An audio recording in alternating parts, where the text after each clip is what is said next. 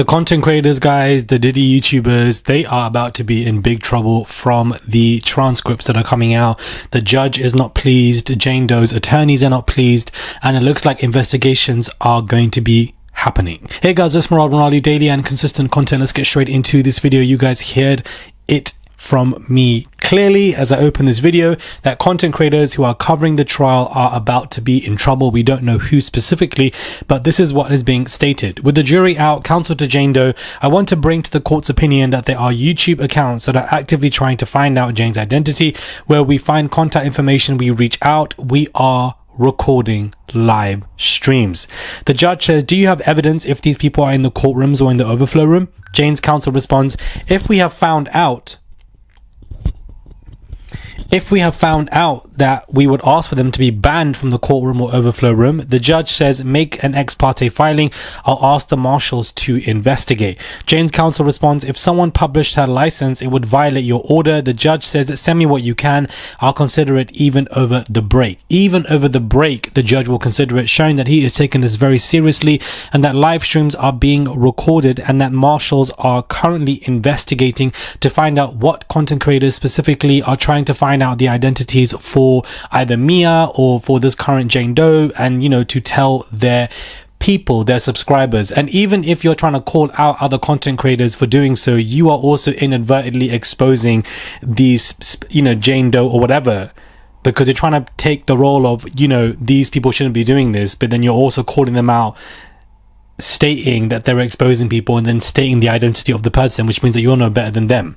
So the fact that live streams are being recorded should put people on edge that once all of this is over, they're going to be coming for the content creators who were doing stuff like this. And if this is if this has caught the attention, of Jane Doe's attorney and now the judge, I'm pretty sure that everybody is aware of who is saying what, especially other attorneys for other people, even Diddy's elder sons, multiple people. So people need to be careful. Now, granted, this is a public trial. Diddy is a high profile name. And, the fact that there are even people who are sketching these anonymous people, to me, is confusing. It is difficult to retain somebody's identity in such a high profile case, but it can be done if people are diligent. And I feel like the majority of people are. Whoever these content creators are that are outside the courtroom or in the overflow room that are able to see Diddy and then speak about what's going on and trying to search for the identity of Jane Doe to tell their followers, it's wrong. It's completely wrong. It disrupts the flow of the trial and it allows Diddy's lawyers to really ask for that mistrial and use this as a way to elevate that. So whilst you may think that you are reporting on this case, doing journalism, in actual fact, you are affecting the trial. I think there even was one content creator who said that Diddy was looking at her and mouthing certain things to her. It's completely inappropriate because this case is not about you. It's not about who is looking at you, specifically Diddy. If it was Diddy's sons or something happened outside the courtroom, that's different. But Diddy's looking at you, mouthing stuff to you about what is going on is extremely inappropriate. This is about the victims and the alleged victims and all of them seeking justice in a case with somebody who is facing so many indictments and he is fighting for his innocence, claiming that that isn't the case. Either show your bias, which everybody does to an extent, or keep it objective with what you're reporting from the defense and prosecution, and that is really it. We don't need to go into logistics of somebody staring at me in court, making me uncomfortable, mouthing words to me. Even though Diddy has been told off in court for looking at the jury, I just think that this should not be coming out, even though it's all salacious to an extent, because right now it's bothering attorneys and it's bothering the judges, and they're now recording live streams, recording content, and marshals are investigating. This is how serious this is. This is all in court transcripts. This is not an opinion of what I think should or should not be done. This is transcripts of marshals investigating these people, and they will come for them when this trial ends to set a precedent for future trials that content creators are not going to be allowed to be anywhere near overflow rooms for the impact that they are making. So guys, please be careful. I'm also not going to sit here and call out specific content creators who I feel like are doing XYZ, because we're taking away the attention from Diddy and these alleged victims and these victims, and we should be focusing on this and this only, because he is the main devil, in my opinion, and we're basically going to see what's going to happen. So guys, please be careful if you're outside the courtrooms reporting on this stuff. Please be careful, especially when questioning the identity of these people. It's not right. It's upsetting their attorneys, and the judge is taking this very seriously. One thing about Judge Arun that we know, he takes things seriously, considering the fact that bails have been denied, mistrials have been denied, and Diddy just ain't really getting out. Now, there are secret meetings, guys, that are going on in the robing room. And whatever is being discussed, guys, in these meetings throughout the trial is not being docketed, despite the fact that Inner City Press is having applications for this to be docketed, and his applications were granted. Shout out to him. And it's not the first time that this has taken place. Whatever they're discussing with Diddy's lawyers or the defense, prosecution, whatever, in other rooms, we don't know about it. It's not being written in public transcripts, and that in itself is a big problem, because all of the information should be public for the public to view. This is in the public's interest. So why, for the third or second time now, have they gone into certain rooms, had these discussions, and nothing is being publicly written, or there's no transcripts about it? I find that to be very fraudulent, confusing, and scary, that there are conversations happening in trial between lawyers, and we don't know we don't know what's being said. We don't know what is going on. They need to put this in the transcript so that we have full understanding of everything that is being discussed whenever they clock into the courtroom until they clock out. Do you understand? Don't understand what's going on. Not only that, in today's court, it's also been discussed how a secret post-it note was given to Diddy. He was seen smiling and even laughing, but he suddenly shifted his emotions and put his hands in his head after he received a post-it note. Now, we don't know what's in this post-it note.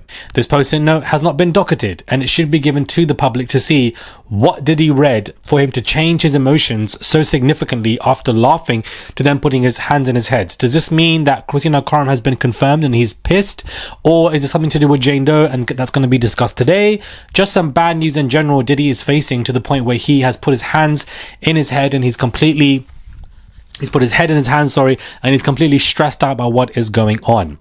Now, of course, I'm going to discuss everything with Diddy later on today, but I do want to discuss the active trial that is going on, where Jane Doe is basically discussing how Diddy became more loving after, Cassie's lawsuit, that she was shocked after seeing the video in 2016 that came out in the hotel. She says that Jane and Diddy argued about another woman in June 2024, and also that Diddy would fight Jane to the point where she couldn't even breathe at one point. Jane ran downstairs, heading for the front door, but Diddy caught up with her, kicking her in the back of the leg, causing her to fall to the floor. She testified. Diddy then pulled her up to her tippy toes in a chokehold, and she couldn't even breathe.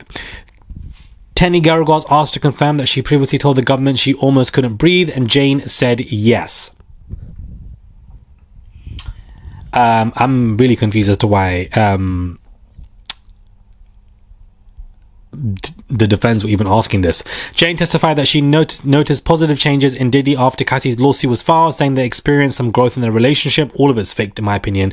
This reconciliation positivity that Diddy was displaying after Cassie's lawsuit, Jane is an idiot for believing any of it.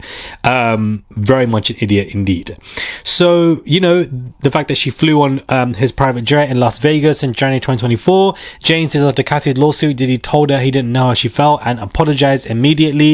And it continues. Jane's cross-examinations continue today. Again, there are sketches of her today that are being drawn. I don't know why any sketches of her are going to be made. If people want to retain her anonymity, if the courts want her identity to be sealed, none of that should be taking place. None of it. Because what would have been done if this wasn't a federal trial, if this was televised and Jane Doe's face was being seen? I don't know. I wanted to keep you guys up to par of what is going on today as of right now, because I can't go live. So that's why I, wrote some post-it notes myself of Jane Doe and what she's basically discussing in this moment here, as the court continues to go on. I believe today is the last day for Jane Doe and a cross-examination. I don't believe she's coming back tomorrow, but maybe I could stand corrected. Now, moving on from the Diddy mania, Jay-Z, not good news for him, guys. He's just lost out on $1 million of his own money because of bets. Jay-Z, who lost a whopping $1 million after the Indiana Pacers took a 2-1 lead in the NBA Finals. TMZ reported ahead of the series, and of course Jay-Z betted otherwise, and it didn't go well for him, unfortunately. But there's always next year, Jay-Z. There's always next year for the fact that, you know, he has lost out from 1 million of his own money.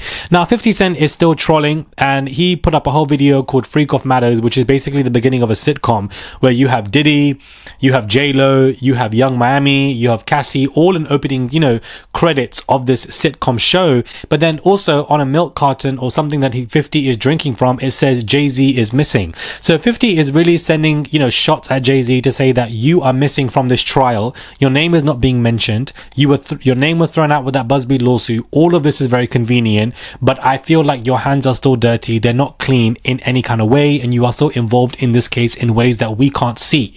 That is what 50 is trying to tell us, and I feel like him sending shots at Jay-Z is quite confident of 50 to do so. We know that man is not scared of anybody, but I feel like he is applying more pressure on Jay-Z than anybody else. I'm gonna find what he uploaded on Instagram and show it to you guys.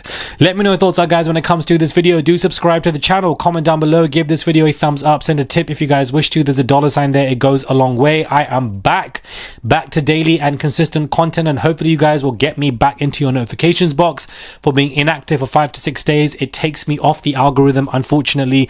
When I am a channel that uploads daily and I've not for 5 days for being on this very intense spiritual pilgrimage, it knocks me off your algorithm and your notifications. So reset that. I'm here, and I want to be coming with daily videos.